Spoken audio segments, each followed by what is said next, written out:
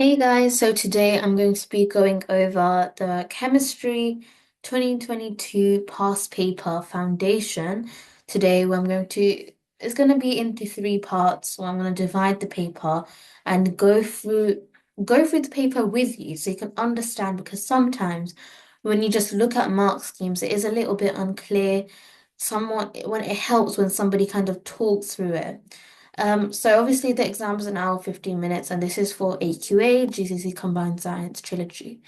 So let's start with the first question. So it says here, this question is about group one elements, and it says here, what are the group one elements known as? So I like to do multiple choice questions by the process of elimination. So first of all, halogens are a group seven. So like fluorine, chlorine, and stuff like that. Noble gases, they have a full outer shell. That's group zero, so it's not going to be them. So we know it's not our halogens, it's not our noble gases.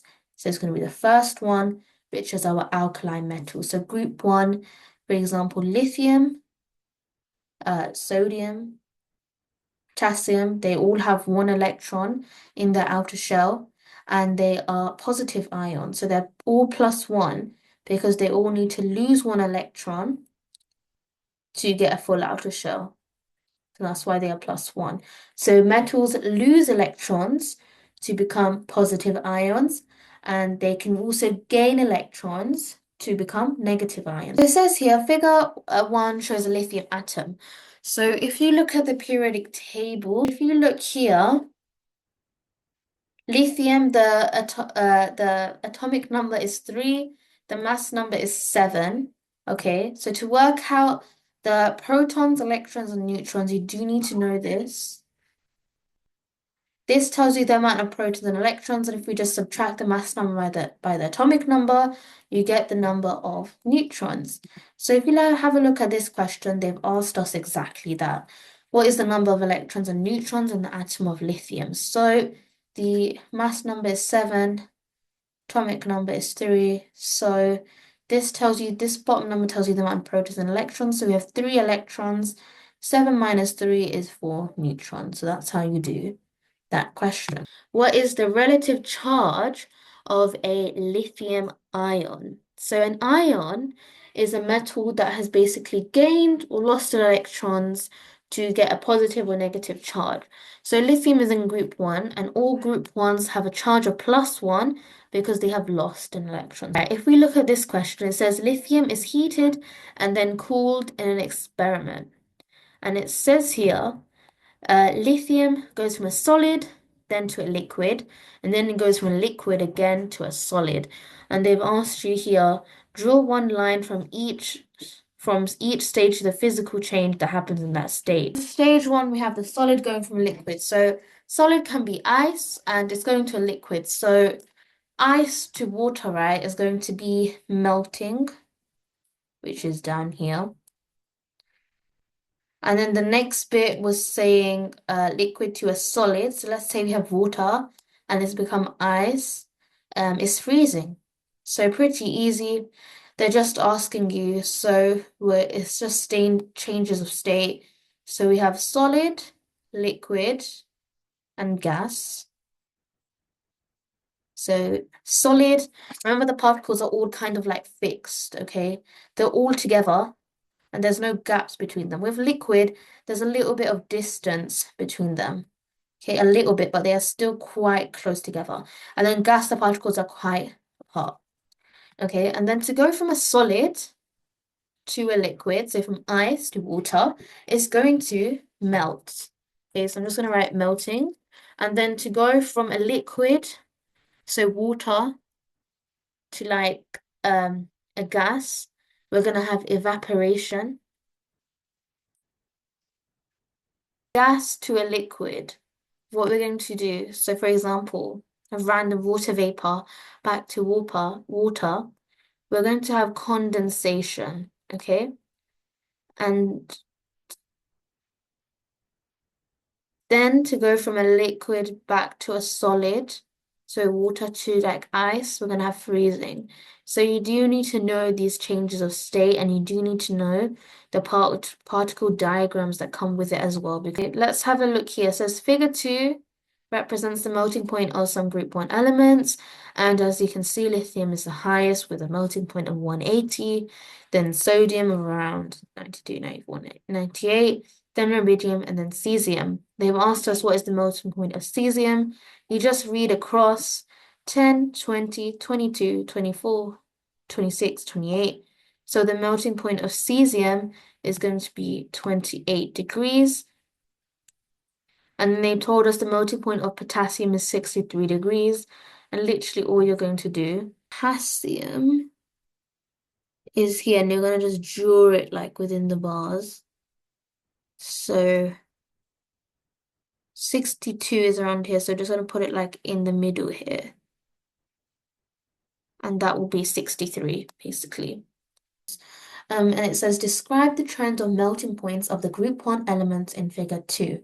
So if we have a look at our periodic table, it goes from lithium, sodium, potassium, rubidium, and cesium. So as we go down the group, we can immediately see the melting point decreases. So, oh yeah, we need to pretend that we've got our 63 here as well. I just got rid of it. So around 63, right? So we've got 63 here. So we're going to say, oops, as we go down group 1, the melting point decreases. So we get a mark for saying as we go down group 1, the melting point decreases. Okay. And then the biggest drop, if you like scroll up, you can see is between lithium and sodium. The biggest drop is biggest drop in melting point is between lithium and sodium. And just to guarantee that mark, those 3 marks, cesium has the lowest MP, which is melting point. You can just abbreviate it in group 1. And then done. That's this question answers. Describe the trend. So as you go down group 1, the melting point decreases and they become more reactive as you go down group 1. Boiling point of sodium is 883 degrees, and they've asked you to say so the boiling point is when it becomes a gas. What is the state of sodium at 150 degrees? Who told you the boiling point is when something becomes a gas, right? It's obviously, this is when it goes from a liquid to a gas. So the answer is going to be liquid. So here they've said figure 3 represents the electronic structure of a sodium and of a potassium atom. Complete the sentence. So we've got a sodium atom, and remember, you do need to know how to draw this electronic structure. Sodium, if we just have a look at is 11. So remember the maximum capacity you can have is 288. And sodium is going to be 2, 8, 1. And we've only got 1, 2, 3 shells. Potassium's got 4 shells, so it's going to be 2, 8, 8, 1. Okay, and they've said here, the question is, why is potassium more reactive than sodium? It will be loses an electron. The reason why it loses is because all group 1 metals lose an electron because they all are +1. They all are in group 1. They all have 1 electron in the outer shell. So it becomes stable. If they lose an electron, they will become more stable. So yeah, so as you go down the group, yeah, so we have Li, we have Na, and then K. As you go down, they become more reactive because they more easily lose this electron. So this says the question is about hydrogen chloride and sodium hydroxide. So HCl and NaOH. And they've given us a lot of information here. So a chlorine atom has 7 electrons on the outer shell. A hydrogen atom has 1 electron in the outer shell. We've got 4 electrons here. We need to just complete that to make 7. And hydrogen also has 1 electron in the outer shell. So I'm just going to do hydrogen first. So hydrogen has 1 electron in the outer shell. And I'm just going to continue. So 2, 6. And if I just put 1 here, 7. And as you can see, the hydrogen outer shell is filled. We've got 2, and then here 1, 2, 3, 4, 5, 6, 7, 8.